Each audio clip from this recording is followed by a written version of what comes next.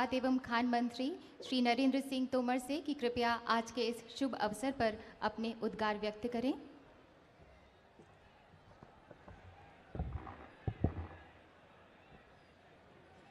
आज हम सबके मध्य इस पावन अवसर पर विराजमान देश के करोड़ों करोड़ हृदयों पर राज करने वाले हमारे देश के यशस्वी प्रधानमंत्री परम श्रद्धेय नरेंद्र मोदी जी, उड़ीसा के महामहिम राज्यपाल आदरणीय जमीर साहब, यहाँ के लोकप्रिय मुख्यमंत्री माननीय नवीन पटनायक साहब, केंद्रीय मंत्री आदरणीय जुएल ओराम साहब, केंद्रीय मंत्री आदरणीय धर्मेंद्र प्रधान जी, उड़ीसा सरकार के माइंस और स्टील मंत्री प्रफुल्ल कुमार महंतो मलिक साहब, आदरणीय दिलीप रे जी, आदरणीय हमारे विष्णुदेव साय जी, इस्पात और खान के राज्य मंत्री आदरणीय दिलीप तिर्के जी, आदरणीय सुब्रतो जी, सेक्रेटरी स्टील और हमारे सेल के चेयरमैन श्रीमान वर्मा जी, इस अवसर पर उपस्थित इस क्षेत्र के सभी सम्मानित महानुभाव, बहनें, नौजवान भाइयों, पत्रकार मित्रों, आज राउरकेला नगर और राउरकेला स्टील प्लांट परिवार माननीय प्रधानमंत्री जी को अपने बीच पाकर अत्यंत प्रसन्नता का अनुभव कर रहा है। आज बहुत ही सुखद संयोग है जब आज उत्कल का जन्मदिन का अवसर है और उत्कल राज्य में प्रधानमंत्री जी की मौजूदगी है और आज राउरकेला स्टील प्लांट में 12 करोड़ रुपए की लागत से नई परियोजना शुरू हो रही है, उसका देश को लोकार्पण का अवसर है। ऐसे पावन अवसर पर मैं आप सब की ओर से, अपने मंत्रालय की ओर से माननीय प्रधानमंत्री जी का हृदयपूर्वक बहुत बहुत स्वागत करता हूं, बहुत बहुत अभिनंदन करना चाहता हूं। आज हम सब बहुत ही प्रसन्नचित्त हैं क्योंकि आप सबको मालूम है कि राउरकेला स्टील प्लांट जो अभी तक 2 मिलियन टन स्टील की उत्पादन क्षमता रखता था, 12,000 करोड़ रुपए की लागत से एक्सपांशन और मॉडर्नाइजेशन का काम आज पूरा हुआ है। प्रधानमंत्री जी ने उपस्थित होकर अपने कर कमलों से देश को लोकार्पित करने का यह अवसर हम लोगों को प्रदान किया है।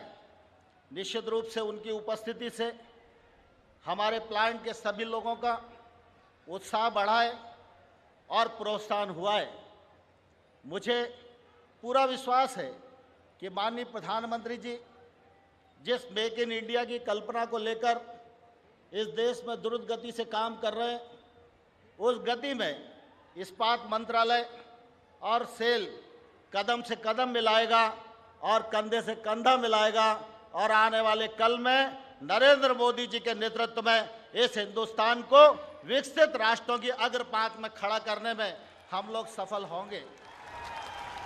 मुझे इस बात की भी प्रसन्नता है कि सेल ने एक्सपांशन और मॉडर्नाइजेशन का काम हाथ में लिया है।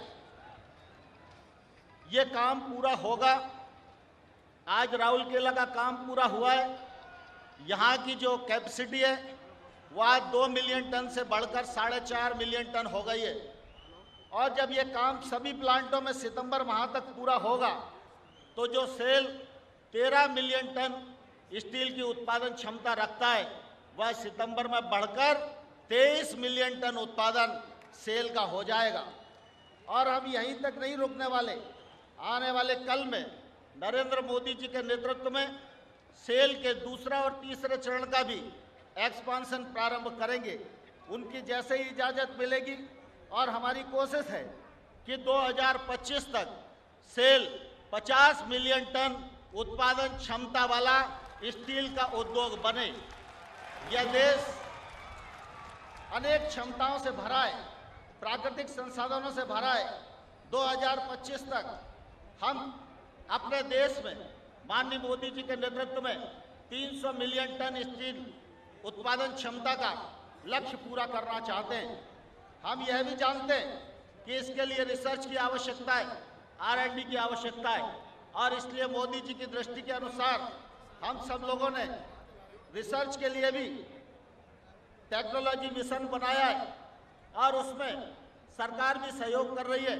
साथ ही साथ इस्पात के क्षेत्र में काम करने वाली कंपनियों का भी उसमें योगदान है। हम खुद रिसर्च करेंगे और अच्छी गुणवत्ता वाला स्टील बनाएंगे और हिंदुस्तान की स्टील को दुनिया में शोहरत मिले, यह सुनिश्चित करने का काम भारत सरकार करने जा रही है। हम यह भी जानते हैं कि जब 300 मिलियन टन उत्पादन का लक्ष्य पूरा करना होगा तो उसके लिए रॉ मटेरियल की आवश्यकता होगी। पिछले दिनों माइनिंग के क्षेत्र में गत 6 वर्षों से ठहराव सा आ गया था। भ्रष्टाचार के कारण, घोटालों के कारण सुप्रीम कोर्ट को हस्तक्षेप करना पड़ा। 7 कमीशन की स्थापना हुई, उनकी रिपोर्ट आई, निर्णय आए, उनका क्रियान्वयन हुआ। उड़ीसा, झारखंड और गोवा, कर्नाटक में माइनिंग का काम बंद हुआ। लेकिन मुझे ये कहते हुए प्रसन्नता है, 2006 से यूपीए सरकार माइनिंग बिल में बदलाव का प्रयास कर रही थी, लेकिन वो सफल नहीं हो पाए। हमारे प्रधानमंत्री माननीय मोदी जी की दृढ़ इच्छा शक्ति का परिणाम है कि अभी सरकार को साल भर भी नहीं हुआ, MMDR बिल में परिवर्तन कर दिया। ऑर्डिनेंस लाके राज्यसभा और लोकसभा में वह बिल पारित हो गया है। मुझे कहते हुए भी प्रसन्नता है, जब वह बिल राज्यसभा में पारित हो रहा था तो मुख्यमंत्री जी का भी सहयोग हमारी सरकार को मिला बिल पारित कराने में। आज MMDR बिल पारित होने के बाद माइनिंग के आवंटन में पारदर्शिता आएगी, विवेकाधिकार समाप्त होगा, खनन का कारोबार को प्रोत्साहन मिलेगा, निवेश की संभावनाएं बढ़ेगी।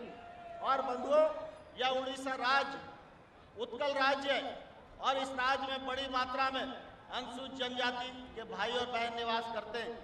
हम सब जानते हैं, जहाँ खनिज है वहाँ जंगल है, जहाँ जंगल है वहाँ आदिवासी है, और जहाँ आदिवासी जंगल और खनिज है वहाँ माइनिंग से तमाम व्यक्ति प्रभावित होते हैं, क्षेत्र प्रभावित होता है।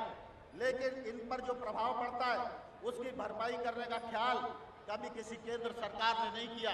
लेकिन जब हम बिल बना रहे थे तो माननीय मोदी जी ने कहा कि उस व्यक्ति का ख्याल करो जो खनन के कारोबार से प्रभावित हो रहा है, उसके जीवन स्तर में बदलाव आना चाहिए, उस क्षेत्र का विकास होना चाहिए। इसलिए नए बिल में डिस्ट्रिक्ट मिनरल फाउंडेशन का प्रावधान करके एक ऐतिहासिक काम नरेंद्र मोदी जी की सरकार ने किया है। और मुझे कहते हुए प्रसन्नता है कि सरकार आने के बाद जब रॉयल्टी बढ़ाने का काम हुआ तो उड़ीसा राज्य को 1600 करोड़ रुपया अतिरिक्त राजस्व रॉयल्टी के रूप में मिलना प्रारंभ हुआ। और जब DMF का काम प्रारंभ होगा तो 2000 से अधिक करोड़ रुपया इस उड़ीसा के जिलों में आदिवासी के जीवन स्तर के बदलाव के लिए और उसके क्षेत्र के विकास के लिए खर्च किया जाएगा। मुझे आज इस अवसर पर बहुत ही प्रसन्नता है कि माननीय प्रधानमंत्री जी हम सबके मध्य उपस्थित हैं। मैं इस अवसर पर उन्हें इस्पात मंत्रालय की ओर से, सेल की ओर से यह भरोसा दिलाना चाहता हूं कि माननीय प्रधानमंत्री जी आप मेक इन इंडिया के उद्देश्य को लेकर आगे बढ़ो।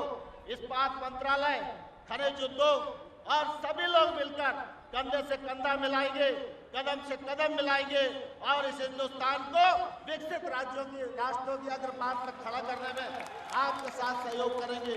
बहुत बहुत धन्यवाद। जय भारत।